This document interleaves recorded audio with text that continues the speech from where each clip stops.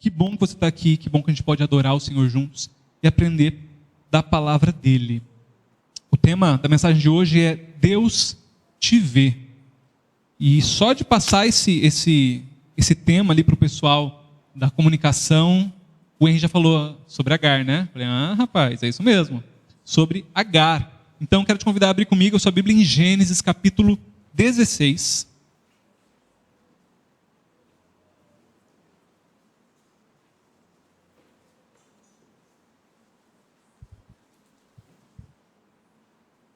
Diz assim: o anjo do Senhor encontrou Agar perto de uma fonte no deserto, no caminho de Sur, e perguntou-lhe: Agar, serva de Sarai, de onde você vem?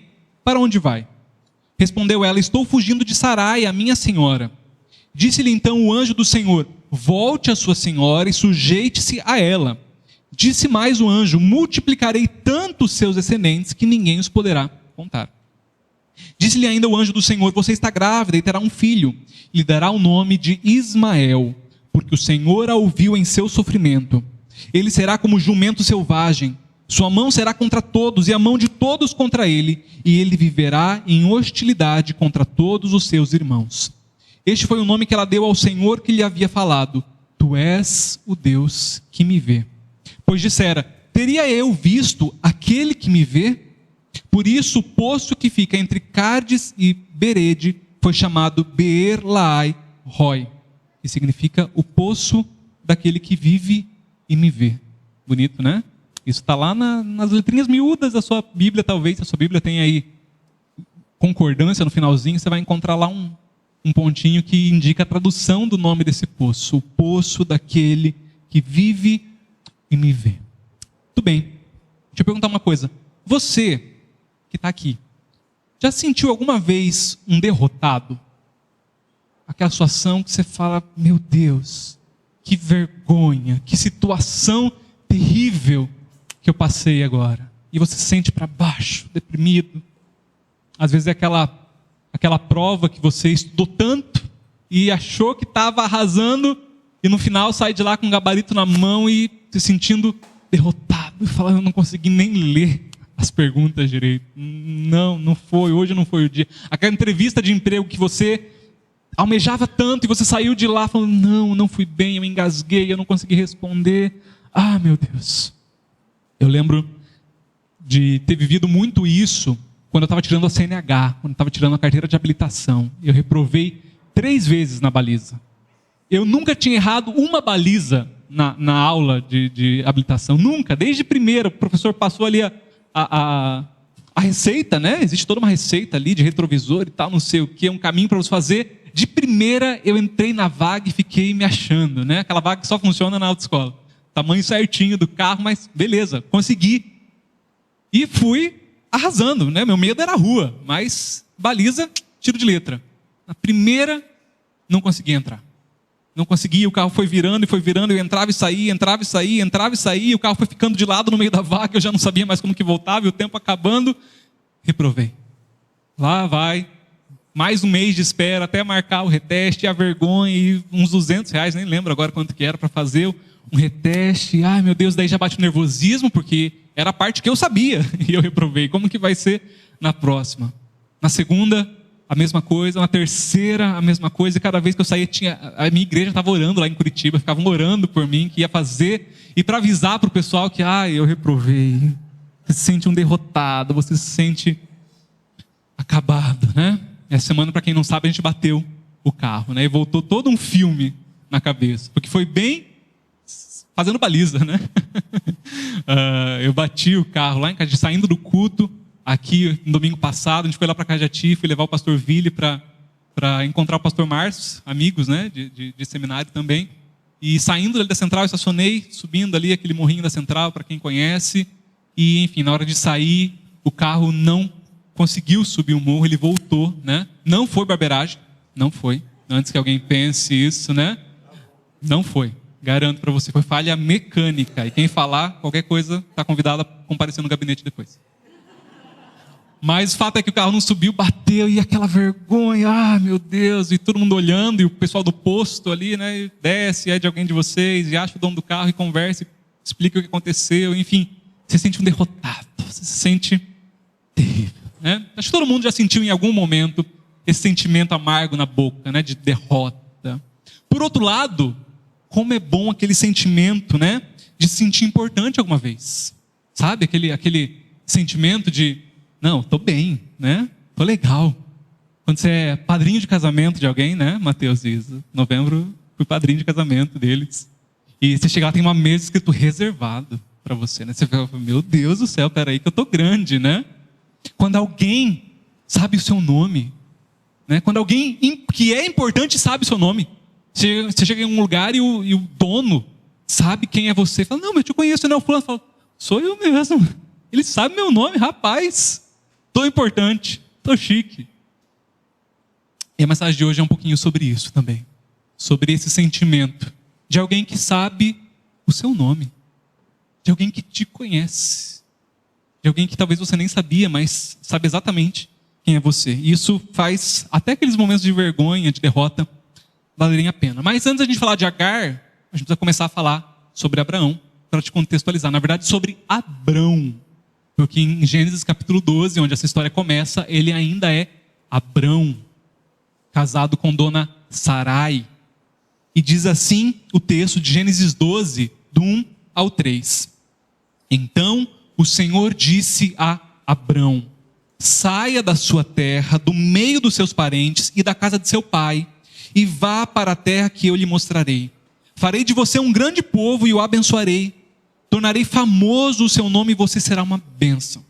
Abençoarei os que abençoarem e amaldiçoarei os que o amaldiçoarem. E por meio de você, todos os povos da terra serão abençoados. Tudo bem, essa é uma história conhecida, você possivelmente já ouviu sobre Abrão, sobre o chamado de Abrão, que sai de Ur dos Caldeus, sai do meio da sua terra e da sua parentela e segue a orientação do Senhor até uma terra que o Senhor tinha prometido para ele, mas nem tinha dito aonde era.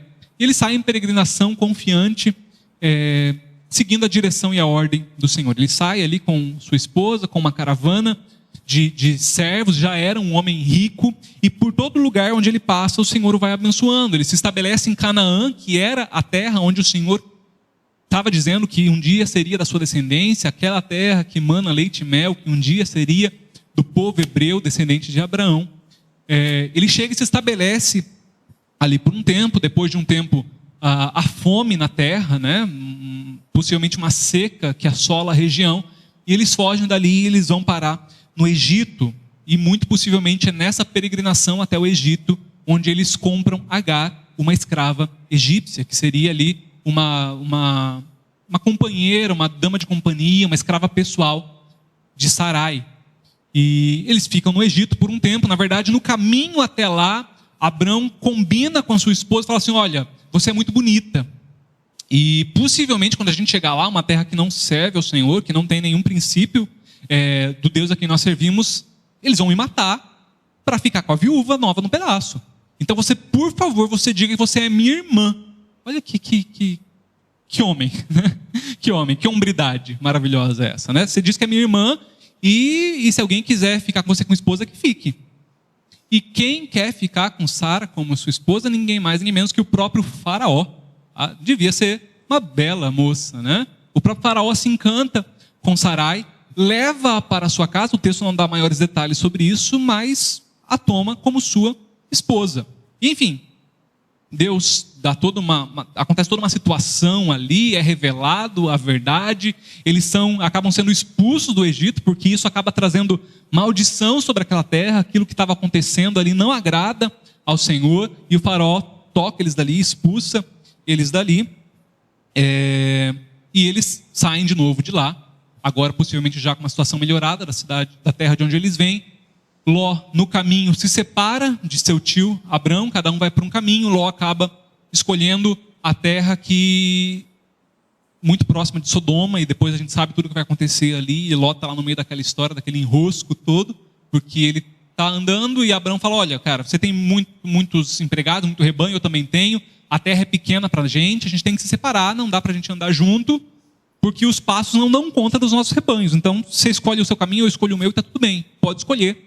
Ló, olha para a região de Sodoma, para aquele vale, e acha tudo lindo, acha tudo maravilhoso, né? Não pede a orientação do Senhor, mal sabe ele a realidade espiritual onde ele está se metendo, e acaba indo parar em Sodoma. Mas muito bem, a história de Sodoma é um capítulo à parte aqui. Ele segue para lá, e Abrão segue seu caminho agora sem a companhia do seu sobrinho. Mas lá no capítulo 15 já, o Senhor promete a ele, a primeira vez que Deus vai prometer a ele um filho. Ao que parece, ele não estava esperando por isso. Deus tinha dito que se faria dele um grande povo, mas na cabeça dele, ele falou, bem, o Senhor vai me usar aqui como os meus servos, né? Eliezer, o meu servo, vai ser aquele que vai ganhar a minha herança, o meu herdeiro, e a partir dele, disso tudo aqui, Deus vai me formar um grande povo, e já tem formado, né? Eu tenho muitos servos, eu tenho muitos rebanhos, eu sou um homem de posse, e está tudo bem, sem crise. Não tenho filhos, é um homem em idade avançada, sua esposa já a essa altura também, e ele está tranquilo com isso, mas no capítulo 15, Deus lhe dá uma promessa pela primeira vez de um filho. Mas o tempo passa e o filho não vem, e já falei isso aqui várias vezes, em várias circunstâncias, quem já tentou ter filhos, né, e se frustrou mês após mês, sabe o que eles passaram ali. Os irmãos sabem, foi a nossa realidade por muito tempo, então a gente consegue se ver nisso e consegue ter empatia disso, né? O quão doloroso é emocionalmente essa espera, de você achar que esse mês vai dar e não, e o tempo vai passando e a idade vai chegando, e no caso deles isso de uma forma muito mais pronunciada. O fato é que no capítulo 16, Sarai tem a brilhante ideia, a brilhante, terrível ideia de dizer, olha, meu esposo está aqui, minha concubina, Agar, toma ela como sua, aliás, está aqui a minha escrava, minha serva Agar, toma ela como sua concubina e tem um filho com ela. E isso, gente, é claro que não estava na lei de Deus, essa poligamia e essa prática estava muito longe daquilo que Deus aprova. A lei de Deus nem existia ainda, na verdade, né? Isso vai ser dado através de Moisés, que é um descendente de Abraão, muitas e muitas gerações depois. Mas existia já naquela época leis que regiam aquela região ali. A mais famosa, né, e a que possivelmente segue os parâmetros éticos deles é o Código de Hammurabi. Talvez você já tenha ouvido falar sobre isso. É escrito por um rei da Babilônia em 1800 a.C. E eram vários artigos, se você quiser, você vai procurar na internet hoje, procura lá Código de Hammurabi, que você vai encontrar todos os artigos. Do artigo 144 ao artigo 147 do Código de Hammurabi, escrito em 1800 a.C., existiam alguns artigos nesse intervalo, 144 a 147, artigos que especificavam exatamente como seria a relação senhores e concubinas e como que seria a relação dos filhos entre eles. Então, uma das coisas que está lá é que quando uma senhora não tinha filhos com o seu esposo, ela podia dar a sua serva como concubina e o filho daquela serva. Por quê? Porque Agar era uma escrava. E escrava, gente, nesse contexto de escravatura, não era tido como gente. Era tido como um objeto, como uma posse. Você vai lá, você compra, é seu. Eles não viam como uma pessoa que tinha vontade, que tinha sentimentos, que deveria ser consultada sequer. Não. É um objeto. E Sara olha para esse objeto que ela possui e fala, bem, você vai possuir, o filho vai ser seu biologicamente, Abrão, e vai ser meu porque Agar é minha, logo o filho do ventre dela é meu também. Então esse filho vai ser nosso. Na mentalidade dela e da época, é como se Agar fosse uma barriga de aluguel. Só que uma barriga de aluguel que carregava um filho que era biologicamente seu, mas que na cabeça deles seria de Sara.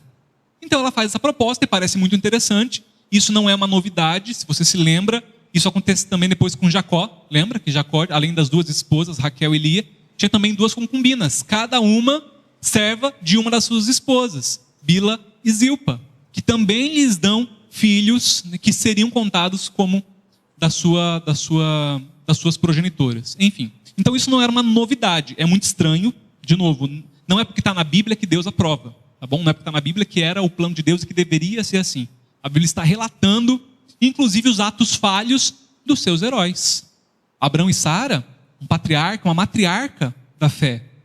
Exemplos para nós hoje, listados, né, como grandes feitores do que Deus fez através da sua história, mas falharam. falharam aqui em Gênesis 16, quando Sara não consegue crer mais na promessa de Deus. Deus tinha prometido um filho e ela fala: não vai ser possível, eu não tenho mais idade para isso. Deus não é capaz de me dar um filho, não me deu até agora, não vai dar mais, eu não consigo mais enxergar a possibilidade. E ela limita o poder de Deus. E aí ela dá um jeito, ela dá aquela forcinha para Deus, ela dá aquela forçada na promessa. E Abrão, que mais uma vez se prova um banana, já tinha feito isso no Egito, né? E agora faz de novo, fala: ok, toma Agar, a egípcia, como sua concubina. Ela engravida e, enfim, tem toda uma situação ali, né? O problema é que essa moça, que a gente não sabe como ela era, né? Como ela era até então, quando ela se vê grávida de Abrão, ela começa a mudar de atitudes. E aí em Gênesis 16, versículo 4, diz assim: ele possuiu Agar e ela engravidou. E quando se viu grávida, começou a olhar com desprezo para a sua senhora. Muito possivelmente até aqui não era assim. Até aqui ela era uma escrava exemplar. Era alguém que cumpria suas funções, que era possivelmente uma boa companhia para Sara, uma dama de companhia, que lhe ajudava nos afazeres, ajudava com as suas coisas. Mas de repente ela se viu a progenitora do herdeiro. A progenitora do filho que Deus havia prometido para Abraão, e isso subiu para a cabeça. Porque lembra que ela era escrava e logo não era vista como gente? Agora ela é. Agora ela passou a ser vista dentro de casa. Agora ela não era mais um objeto, ela não era mais uma coisa, ela não era uma posse, ela era alguém. E ela não soube lidar com isso. E a gente não sabe como é que foi essa relação, né? Eu imagino ela passando ali, esfregando aquele barrigão, né? Passa, falando: Abrãozinho, vem cá, chutou, passa a mão aqui. E Sara vai se corroendo com aquela situação, né? Foi minha ideia, mas engole, calma, ela está grávida. E depois a mesma coisa, e a mesma coisa, a mesma coisa. E Sara chega no limite e fala: Abrão, deu para mim. Não tem jeito, dá um jeito nessa sua concubina. E Abrão, de novo, por não se posicionar, por não ter uma atitude que deveria ter como homem, ele fala: minha concubina é sua escrava, mulher. Faz o que você quiser com ela. Ela fala: é assim? Tá bom, eu vou fazer o que eu quiser com ela. E diz o texto que Sara começa a maltratar Agar. Começa a maltratar, começa a pegar pesado, começa a colocar ela no seu devido lugar. A tal ponto, a gente não sabe o que ela fez e quais foram, né, as maldades que Sara cometeu, mas a tal ponto que Agar, uma mulher grávida, prefere fugir para o deserto, de continuar numa casa onde ela tinha mordomias, onde ela tinha várias situações, ela prefere fugir para o deserto. E aí nós entramos no texto que nós lemos, o texto da fuga de Agar, que começa ali no versículo 7, vai até o versículo 14, né? Primeira coisa estranha desse texto, primeira coisa muito estranha desse texto, é que ninguém vai atrás de Agar. Você percebeu? É uma mulher grávida no deserto. Eles estão numa região, gente, que é deserto para todo lado. Existiam cidades e povoados isolados, mas em volta de todos os povoados, para você ir para qualquer lugar, tinha deserto. Eles tinham consciência disso, de que se essa mulher fugiu daqui, ela está no deserto, e grávida, e sozinha. E deserto é um lugar perigoso, é um lugar hostil, tem feras, tem víboras, tem fome, tem sede, tem um sol escaldante, tem perigos. Ela pode tropeçar, torcer o tornozelo e está lá precisando de ajuda. Ninguém vai atrás. Ninguém. Abraão, o pai do filho que ela carrega, não vai atrás. Sarai, sua senhora, que tudo bem, estava magoada, estava ressentida com ela, mas poxa, era uma matriarca, era uma mãe da fé, a gente esperava mais de Sarai, né, do que essa atitude. Afinal, poxa, foi minha ideia. Eu vou pelo menos trazer de volta essa mulher até que ela dê a luz. Não, não se importa. Nenhum outro escravo, nenhum colega de serviço, ninguém vai atrás, ninguém nem chega para Abraão e fala: Abraão, a mulher fugiu, me deixa ir atrás, pegar um camelo aqui e ir atrás dessa mulher, porque vai saber o que pode ter acontecido. Ninguém se preocupa, ninguém liga, ninguém nota, ninguém. Sabe o que significa o nome Agar em hebraico? significa fuga. O pastor Ville falou isso aqui domingo passado, né? Os personagens bíblicos, todos os nomes deles geralmente carregam a essência de quem eles são. O nome dessa escrava era Fuga. Primeiro, quem que compra uma escrava chamada Fujona? Né? Talvez estava em promoção, não sei. Mas Fuga era o nome dela. Talvez eles pensaram, bem, é Agar, né? Uma hora ela volta. É do perfil dela isso. Tudo bem, é ela que se vire. Não precisa de cuidado não, ela está acostumada, ela é dessas. Isso na melhor das hipóteses, de alguém ter percebido. Porque ao que parece, ninguém nem viu. Ninguém nem sabe que ela saiu. Ninguém nem se deu ao trabalho de analisar que ela não estava ali. Ninguém tinha percebido sua ausência. Era o que ela achava. É o que o texto dá a sugerir. Mas uma pessoa percebeu. Alguém percebeu. Versículo 7. O anjo do Senhor.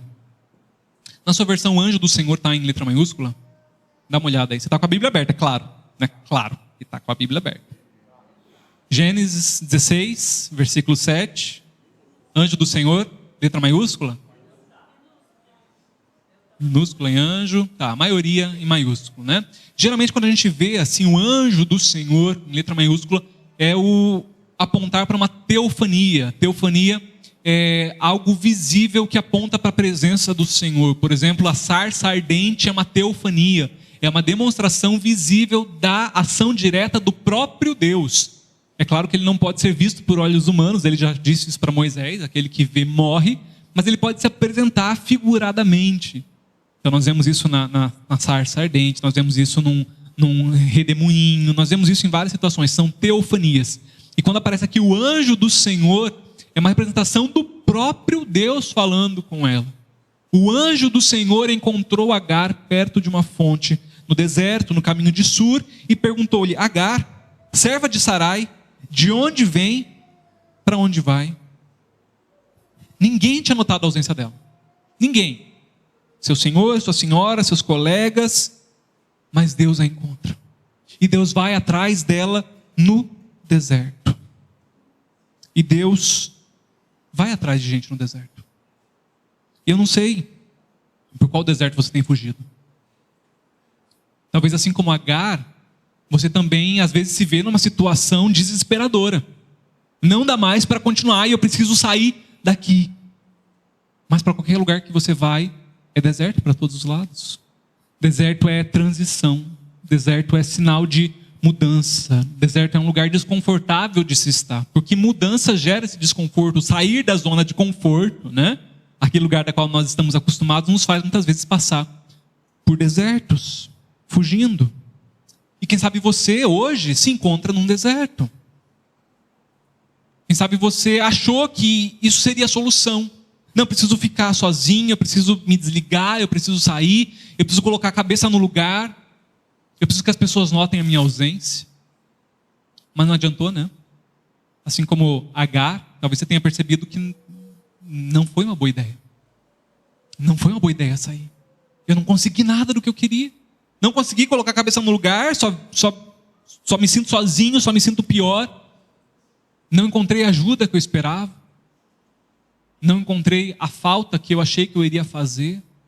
Não encontrei pessoas me falando o quanto queriam que eu voltasse. Não encontrei, só me vi sozinho, porque afinal eu estou num deserto.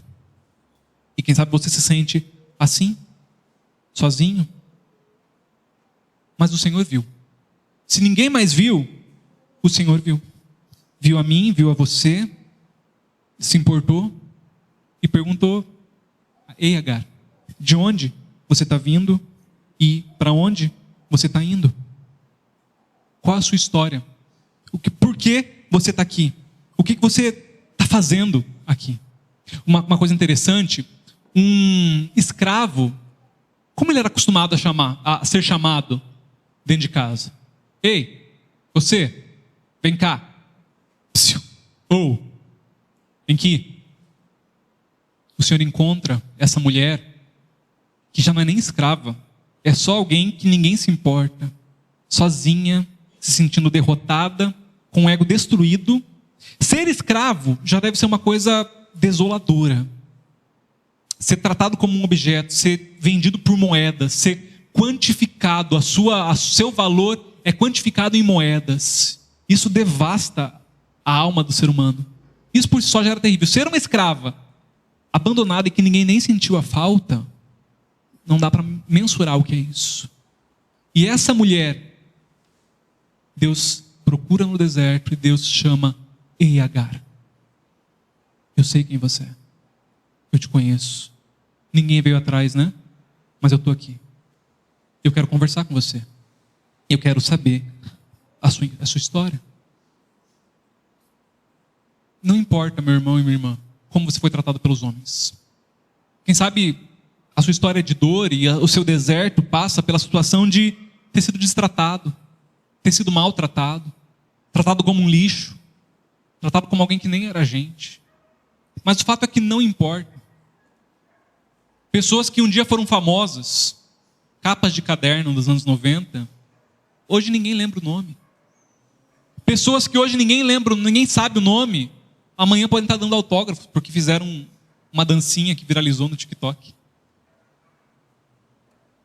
Como os homens nos tratam é passageiro. Passa. É sazonal. Aqueles que estão lá em cima, amanhã não estão mais. Aqueles que são ilustres desconhecidos, amanhã também não são. Passa. Não importa como os homens te trataram ou como te tratem, o que importa é como Deus te trata.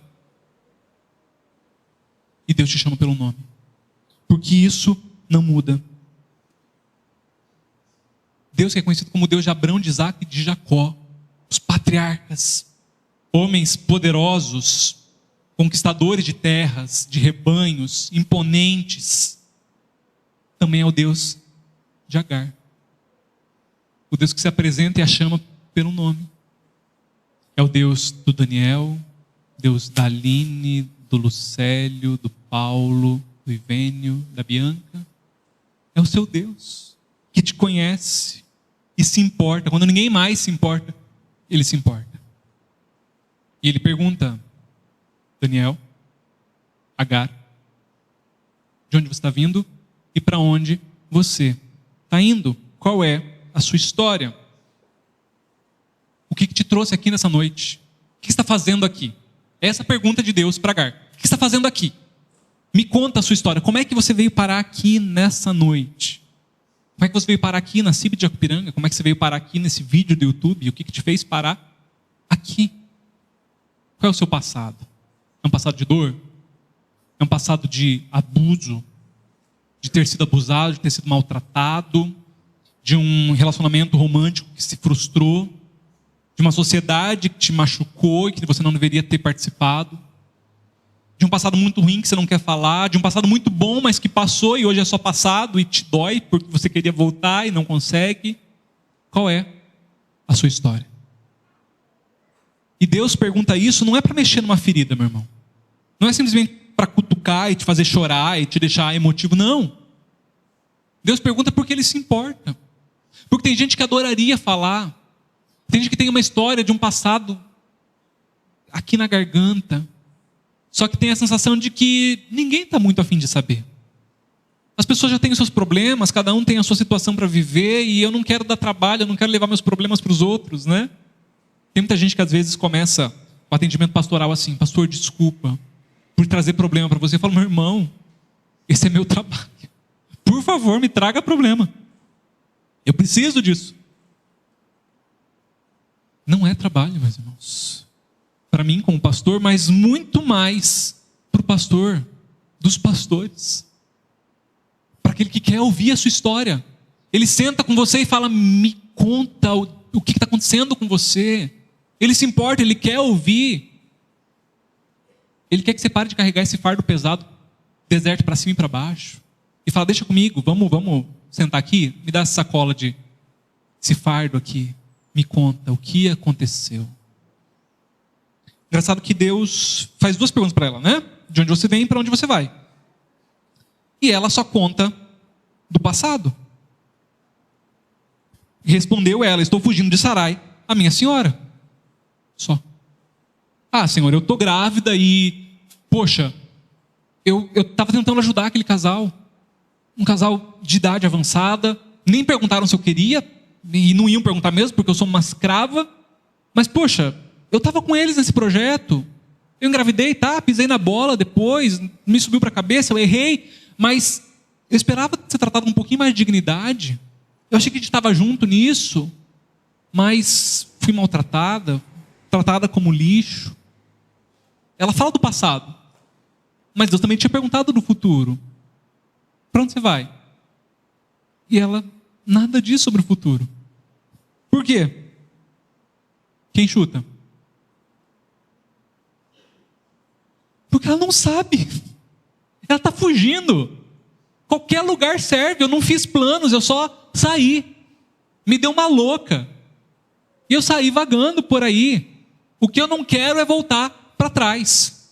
O que eu não aceito é voltar para a casa da dona Sara. Deus fala, tá, entendi. Mas sabe para onde você vai? Sabe para onde eu vou mandar você? Para a casa da dona Sara. É para lá que você vai. Versículo 9. Disse-lhe então o anjo do Senhor, volte a sua senhora e sujeite-se a ela. Disse mais o anjo, multiplicarei tanto os seus descendentes, que ninguém os poderá contar. Voltar, Senhor? Para a casa da dona Sara? Não. Voltar para lá, mas eu aceito ir para qualquer lugar do mundo. Eu não tenho um destino fixo, mas para trás. Eu não posso voltar para casa daquela bruxa? Para a casa dela. Mas, Senhor, ela vai me maltratar de novo? Possivelmente. Mas, Senhor, vai doer? Possivelmente. Possivelmente. Mas, Agar, sabe o que é? O filho que está crescendo em você é um menino muito especial. Esse menino que está no seu ventre, ele vai ser um homem forte, bruto, igual um jumento. É Deus que está falando, essa palavra não fui eu que escolhi, foi Deus que disse isso, né? Forte, poderoso, imparável, teimoso. E ele vai precisar de uma mãe forte, sabe? Você já viu que você não vai poder contar muito com o pai dele, né? É meio que vocês dois aí. E para esse menino ser tudo aquilo que ele vai ser, eu preciso que a mãe dele seja casca grossa. Eu preciso que a mãe dele aguente o tranco. E você ainda não aguenta, cara. Você ainda não consegue, mulher. Você precisa voltar lá. E até você engrossar essa casca, algumas coisas ainda vão acontecer. Mas isso não diz respeito só a você. Diz respeito à futura geração. Mulher, você vai entrar para a história bíblica. Pessoas falarão de você daqui 3.000 anos. Lá numa cidade chamada Jacupiranga, interior de São Paulo. Vai ter gente falando de você. Vai ter gente contando de como eu usei a sua vida. Mas você precisa ganhar um pouquinho de tônus aí. Você precisa ficar um pouco mais forte. E ficar mais forte, nesse caso, implica muitas vezes em viver alguns processos bem complicados, irmãos. Em passar por situações que a gente não quer passar. É desconfortável. Crescer dói.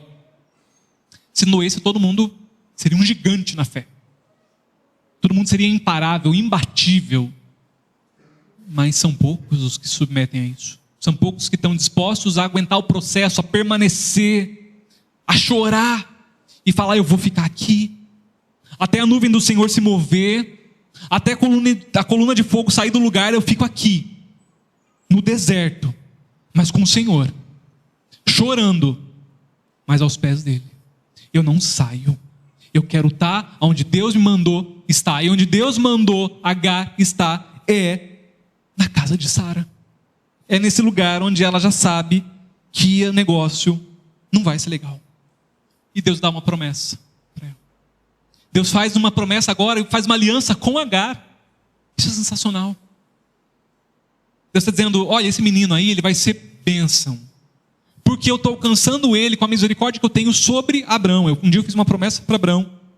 E eu estou alcançando esse menino como descendente dele. Mas, agora o meu lance, Agar, é contigo. Agora eu estou fazendo uma nova promessa com você.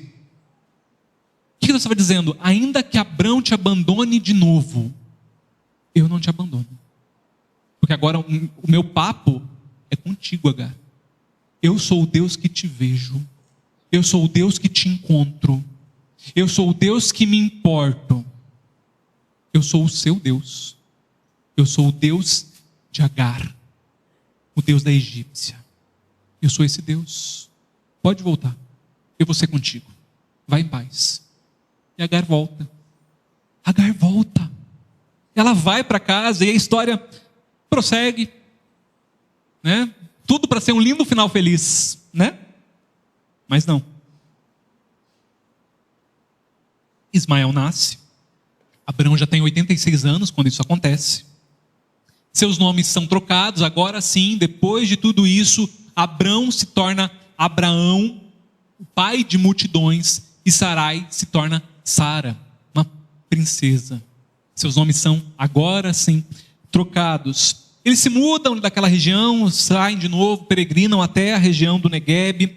Mais uma vez nessa mudança, há aquela omissão, não fala que nós somos casados, não conta lá para o rei Abimeleque, e chega lá e acontece tudo de novo, né? E Sara já é uma senhora idosa, mas ainda assim ela chama a atenção daquele rei. O rei leva ela para o palácio para ser a sua esposa. De novo o Senhor repreende o rei, de novo vem castigo, o Senhor manda a esterilidade para aquela terra, como castigo por causa disso. Há um outro acordo ali, enfim, eles saem daquela região mais uma vez, e Deus dá uma nova promessa. Fala: Abraão, de novo, te mandar real, você vai ter um filho, e pelo amor do meu nome, né? Fala pelo amor de Deus, mas é Deus falando, pelo amor do meu nome, vai ser com Sara. Não vem com umas ideias erradas. E aí Sara ri, né? Porque é impossível isso, eu já sou uma idosa. E os anjos que estão ali falando assim: ô, por que você está rindo? Ela fala: não ri não. Riu sim, para de mentir. Você está dando uma dura nela, né? E nasce Isaac. O riso, o motivo do riso, filho da promessa, nasce agora. E agora Abraão tem 2 filhos. Ismael, já agora, nessa altura, com volta dos seus 13 anos, e Isaac, o recém-nascido, e que Deus deixa muito claro: vai ser através de Isaac que eu vou cumprir todas aquelas promessas lá que eu tinha feito para você no passado. Ismael vai ser bênção, mas a minha linhagem vai seguir contigo através de Isaac. A história avança mais um pouco, alguns anos se passam, Isaac é desmamado, Israel e Abraão faz uma festa por causa disso. Ele é um homem de posses, né? Ele pode matar cabeças de gado e falar: vamos fazer uma festa porque meu filho desmamou, né? A gente já está preocupado lá em casa quando Davi desmamar, né? Porque começa a entrar comida. Até então o leite dele é de graça ali, né? Quando desmamar começa a ter mais gasto. E Abraão não está nem aí, ele está cheio da grana, né? Fazer: opa, vamos festar, porque o menino vai começar a comer agora comida, né? Enfim, há a festa ali, e no dia do incidente da festa, Sara vê Ismael perturbando o seu filho. Sara vê Ismael fazendo bullying com Isaac, e ela não gosta.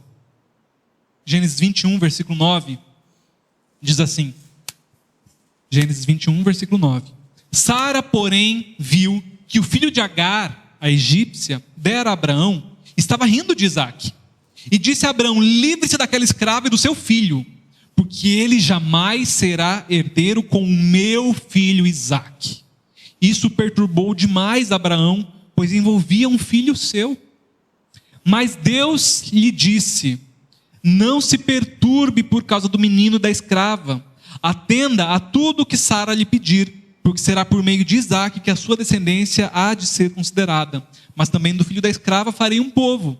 Afinal, ele é seu descendente. Parênteses aqui, a gente já vai prosseguir a leitura. Quem é que manda Agar para o deserto? Quem mandou? Deus mandou. Guarde isso. Na manhã seguinte, Abrão pegou alguns pães e uma vasilha de couro cheio d'água, entregou-os a Agar e, tendo-os colocado nos ombros dela, despediu-a com o menino. Ela se pôs a caminho e ficou vagando pelo deserto de Berseba. Quando acabou a água da vasilha, ela deixou o menino debaixo de um arbusto e foi sentar-se perto dali, a distância de um tiro de flecha, porque pensou: não posso ver o menino morrer. Sentada ali perto, começou a chorar.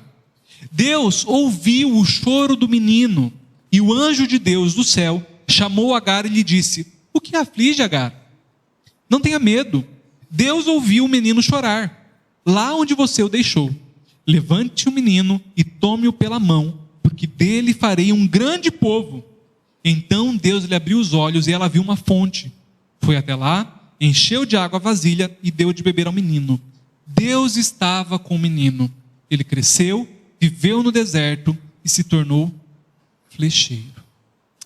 Muito bem. Sara agora é uma mãe. Sara, que até então era essa mulher estéril, que não se via em condições de ter filho, agora é mãe. E quem é mãe aí, sabe, né? Você suporta muita coisa, se fizerem para você. Agora, se mexer com os meus filhos, o que eu faço? Viro uma leoa, eu viro bicho, eu não respondo por mim. Na primeira fase da história, o negócio é Agar e ela. Né? Agar começa a provocar, Agar começa, né, a se fazer e começa a menosprezar Sara, e ela aguenta. Ela respira fundo até que ela chega a um ponto e fala, não dá mais, e ela começa a maltratar. Mas Agar está aqui em casa, está tudo bem, eu só vou colocar ela na linha, eu só vou mostrar para ela quem é que manda aqui, mas está aqui. Agora, o negócio é com meu filho, com meu bebê, e agora o negócio vai ser mais sério. Ela vê Ismael perturbando, rindo, né? O texto diz rindo de Isaac, de um bebê ainda. Agora, a essa altura da história, Ismael já tem aí seus 16 anos, já é um adolescente, um jovem, e Isaac é um bebê. E ela vê o irmão mais velho rindo, fazendo chacota, fazendo pouco caso, algum tipo de perseguição com o seu irmão caçula. E, convenhamos, se você tem irmãos, isso é meio que normal, né? Acontece provocação, claro, talvez não nessa distância de idade, você não esperava isso de um adolescente, né, provocando uma criança, talvez irmãos com idade mais próxima é mais comum, mas são irmãos, né? É esperado algum tipo de situação ali. Mas a poligamia traz esses problemas. Se Ismael fosse filho de Sara, ela tinha relevado, isso é coisa de irmãos, né? Isso acontece, está tudo bem. E lembra que era para ser filho dela? Mas quando nasceu o filho dela, ela não vê mais assim? Agora tem outro, enfim. Mas a poligamia traz esse problema. O que poderia ser aceitável, agora passou de todos os limites. Não aceito. E quem vai pagar o pato? Agar. Agar. É Ismael que está provocando. Mas Agar não fez nada. Agar não educa esse menino. Agar não deu uma bronca no filho dela. Agar poderia fazer uma coisa e não fez nada.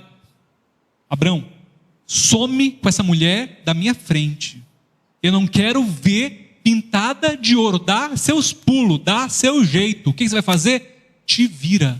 Não quero saber. Se livra dela. A palavra que ela usa é se livra dessa mulher e do seu filho, porque ele nunca vai ser herdeiro junto com o meu Isaac. Não. Aqui não quero mais.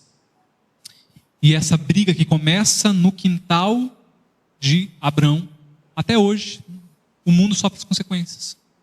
Até hoje, judeus e palestinos, descendentes de Isaac e de Ismael, se degladiam em guerras que não têm fim. Porque existia uma palavra do Senhor já dizendo isso lá no passado.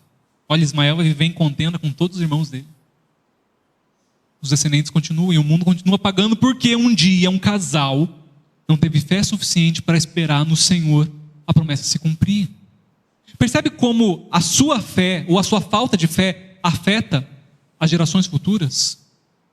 Como as decisões que você toma hoje não é só sobre você, é sobre os seus filhos, é sobre os seus netos, é sobre os seus bisnetos. Permanecer em Deus ou desistir das coisas dele impacta todo um futuro. Vir para a igreja nesse tempinho chuvoso, eu sei que está bom de ficar em casa. Eu sei, lá em casa o edredom também estava gritando para ficar lá.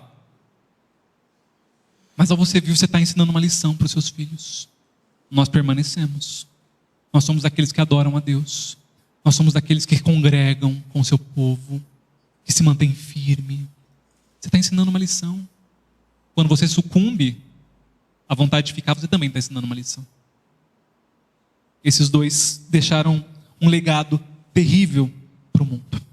Mas, enfim, Abrão fica com o coração dolorido. Até então, na primeira vez, a gente não vê isso acontecer. Agora, Ismael é um filho de 16 anos. Ele pegou amor pelo menino. Ele teve 16 anos se relacionando com ele. É seu filho. E o texto diz que Abraão fica com o coração pesado. Porque era um filho seu. Ele sente essa dor. Mas Deus diz: Abraão, fique em paz, eu vou cuidar deles. Pode fazer o que sua esposa disse aí, que vai dar tudo certo. Fique em paz, pode mandar. E isso acontece.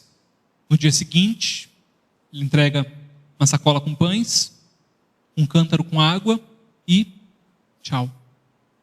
Tchau. E é isso. É tudo. É tudo que eu tenho para te entregar, mulher. E agora, Agar, que talvez achou que estava tudo certo. Afinal, seu filho já estava crescendo, é um rapaz, é um homem. Na casa do pai, tinha tudo que ele quisesse, tinha lá. E agora ela se vê não mais sozinha. Uma coisa é uma mulher sozinha no deserto. É uma pessoa sozinha. Você se garante, você dá um jeito, você faz o que precisar fazer, mas meu filho está comigo. Eu tenho um filho adolescente para dar água. E onde é que eu vou arranjar água quando acabar dessa vasilha? E Agar se desespera. E ela sai vagando, diz o texto. Vagando. Eu não sei mais para onde ela está perdida, ela está cega, ela está sem destino de novo. Não sei para onde eu estou indo. Ela sai vagando pelo deserto de Berseba. E como tem gente assim hoje, irmãos? Se você perguntar, tá, mas o que você está fazendo da sua vida? Como você se vê daqui a 5 anos? Não sei, eu estou trabalhando, bato cartão todo dia, das 8 às 6, estou lá, estou pagando meus boletos, estou lavando louça e recusando chamada de São Paulo. É isso que eu faço da minha vida, né? Meus dias é isso aqui. Tá, mas que mais? O que você quer? Quais os seus sonhos, seus objetivos? O que você está construindo? Para onde você está indo?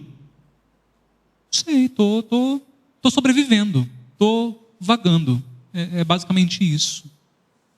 Como tem pessoas assim? Eu sigo alguns pastores famosos no Instagram, você deve seguir também. De vez em quando eles abrem umas caixinhas de perguntas. Sabe o que é caixinha de pergunta do Instagram, né? Deve saber. Você não sabe, pergunta para o seu sobrinho aí, de adolescente, que ele te explica depois. E, gente, o que mais vem é pedido do tipo: pastor, o que eu faço sobre isso? Pastor, aconteceu isso na minha vida, me diz o que fazer. Gente, esse pastor nem conhece essa pessoa. Essa pessoa não faz a menor ideia de quem é, e essa pessoa não conhece esse pastor pessoalmente. Ele está pedindo desesperadamente: por favor, toma uma decisão por mim. Eu não sei o que fazer. Eu preciso de um guru gospel que escolha por mim, porque eu não sei fazer as minhas escolhas. E por que isso é tão prazeroso? Porque se der errado, eu não preciso me responsabilizar por isso. Não, foi ele que falou que era para fazer isso. Foi o pastor que falou que era esse caminho aqui que eu devia tomar. Deu tudo errado, a culpa é dele. Eu não tenho culpa, eu só obedeci. As pessoas estão atrás de um guru, alguém que lhe diga o que fazer, porque estão vagando, perdidas, sem rumo, sem direção. Agar está vagando, e pior do que vagar, ela está vagando e cega. Ela está cega pelo caminho. Quando a água acaba, ela começa a temer pela vida do filho. E ela fala: não aguento ver esse menino morrer e definhar de sede na minha frente.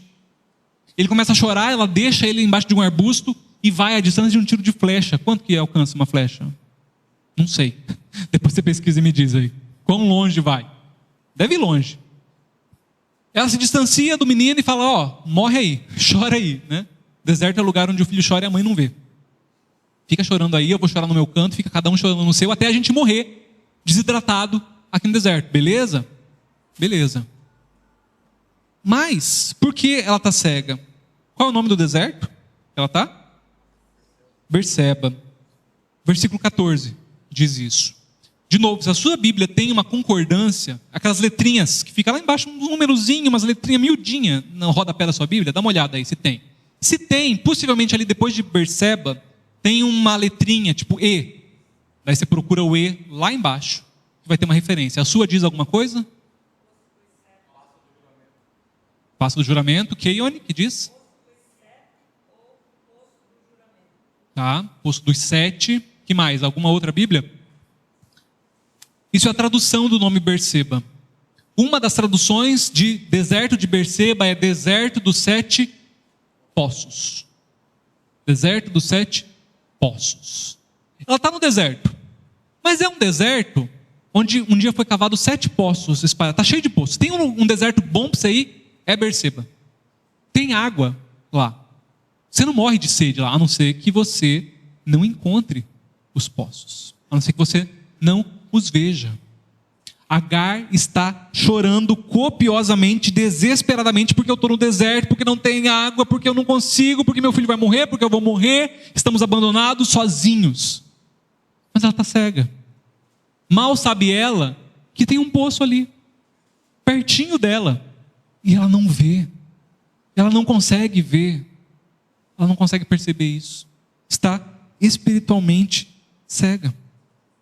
E Deus vai se revelar a ela. Deus vai aparecer a ela. Isso é maravilhoso. Porque acho que é C.S. Lewis quem diz que o deserto é o palco onde Deus se mostra para a gente. Porque o deserto, irmãos, é aquele lugar onde você não tem mais nada.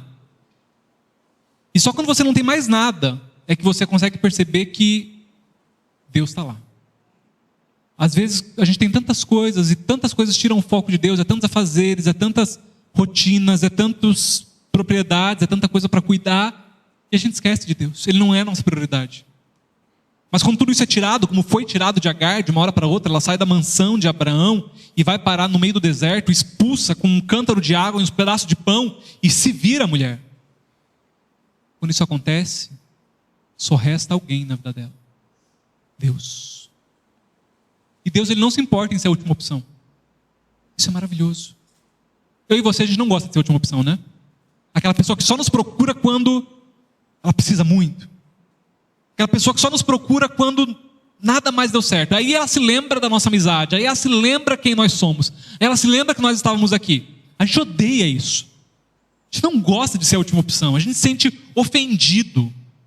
Ah, agora você lembrou? Vai atrás dos seus amiguinhos agora. Deus não. Eu ia falar, agora você lembrou, né? Que bom que você lembrou. Eu estava aqui o tempo todo. Mas vamos bater um papo.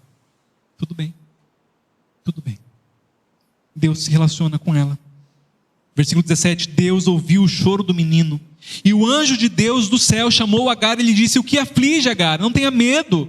Deus ouviu o menino chorar lá onde você o deixou. Versículo 19. Então Deus lhe abriu os olhos e ela viu uma fonte.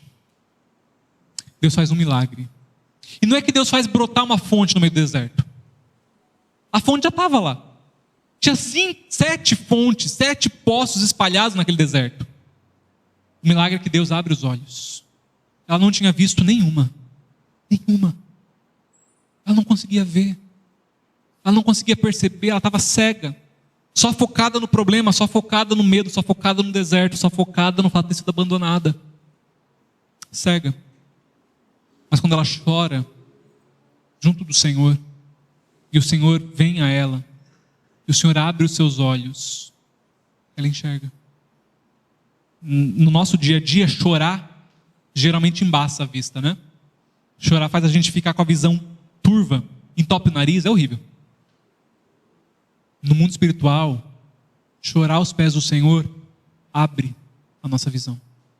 Olhos marejados aos pés da cruz enxergam melhor espiritualmente. Você passa a ver melhor as coisas de Deus. Quanto tempo faz que você não chora aos pés do Senhor? Quanto tempo faz que você não ora em soluços aos pés do seu Deus? Quem sabe por isso a sua visão está um pouco turva. Quem sabe por isso você não consegue ver direito os escapes que Deus já tem aí do seu lado. Só que você não vê, você não percebe. Seus olhos estão cegos. Deus vê Agar. No primeiro deserto, Deus vê ela. No segundo deserto, Deus abre os olhos dela para que ela veja. Para que ela veja que Ele estava lá. Que a provisão já estava lá. Porque Ele continuava sendo o mesmo Deus de 16 anos atrás, daquela egípcia grávida. Ele era o mesmo. A circunstância tinha mudado, a realidade tinha mudado, mas Deus não mudou. Lembra, Agar, que eu prometi que esse menino ia viver?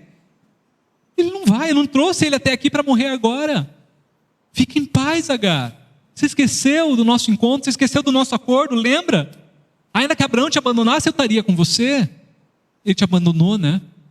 Mas eu continuo com você. Eu estou aqui, sempre Estive. Quando é que eles saem do deserto? Como que eles saem do deserto? Esses dois aqui.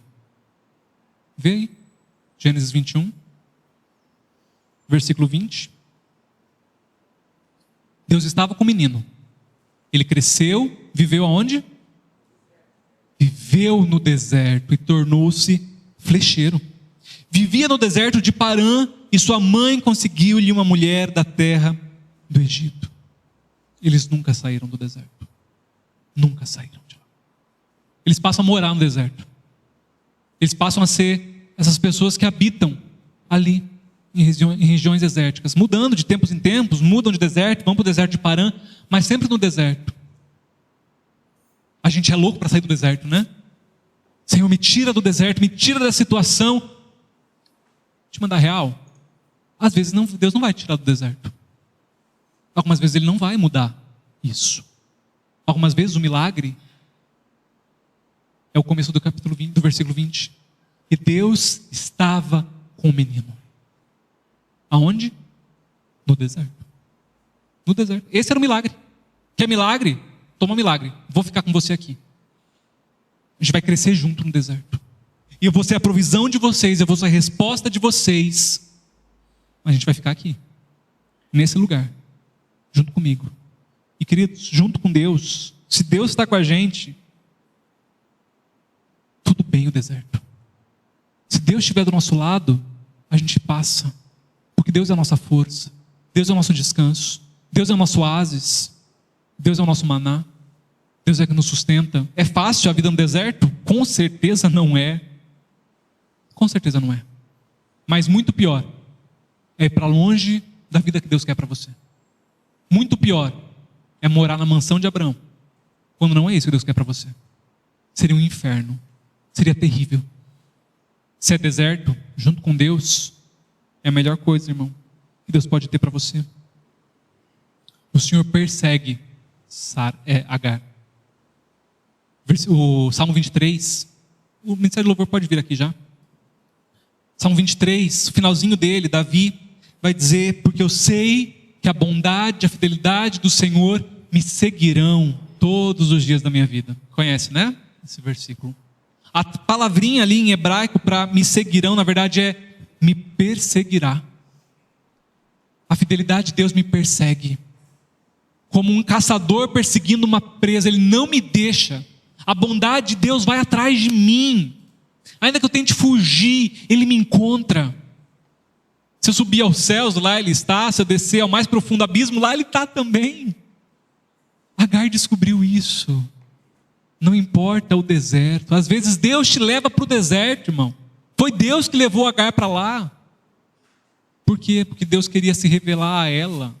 E na casa de Abraão não dava. Quando ela está na casa de Abraão, ela é outra pessoa. Ela é uma pessoa de nariz empinado. Ela é uma pessoa que pisa nos outros. É um deserto que ela é quebrantável. É um deserto que ela é moldável. E Deus a leva para o deserto agora. Não foi Abraão, não foi Sara. Não foi ela que fugiu. Deus falou: deixa ela aí. Deixa para ela aí que eu me entendo com ela. Eu não sei, quem sabe você está passando por um deserto. E eu não vou te garantir que você vai sair dele. É você e Deus, e o que Deus está fazendo na sua vida nesse lugar. Mas não desperdice o deserto, irmãos. No deserto é mais fácil de você ver a Deus. No deserto é mais fácil de você perceber aquele poço que você nem tinha dado bola até então. A provisão do Senhor na sua vida, a resposta dele para a sua vida. Se relacione com o Senhor. Deus se revelando como egípcia e dando promessa para ela e fazendo ela parte de uma promessa maior, de uma herança para o futuro. Isso já apontava para a gente. Porque Agar não era descendente de Abraão. Ela iria carregar o descendente, mas ela não estava na promessa inicial. Ela era estrangeira. E o Senhor, por misericórdia, a fez participante da sua promessa. Você também não é descendente de Abraão. Eu não era. Nós somos gentios. Nós somos alcançados pela graça da cruz de Cristo. Nós somos Agar. Nós somos Ismael. Nós somos esses que pela graça do Senhor e só por ela foram alcançados. E a nós também o Senhor nos persegue com a sua bondade, a sua fidelidade. No nosso deserto o Senhor nos encontra. O Senhor te para e diz: ei, como é que você veio parar aqui, hein? De onde é que você está vindo? Para onde você está indo? Me conta sua história. Me entrega seus planos. E deixa o resto comigo.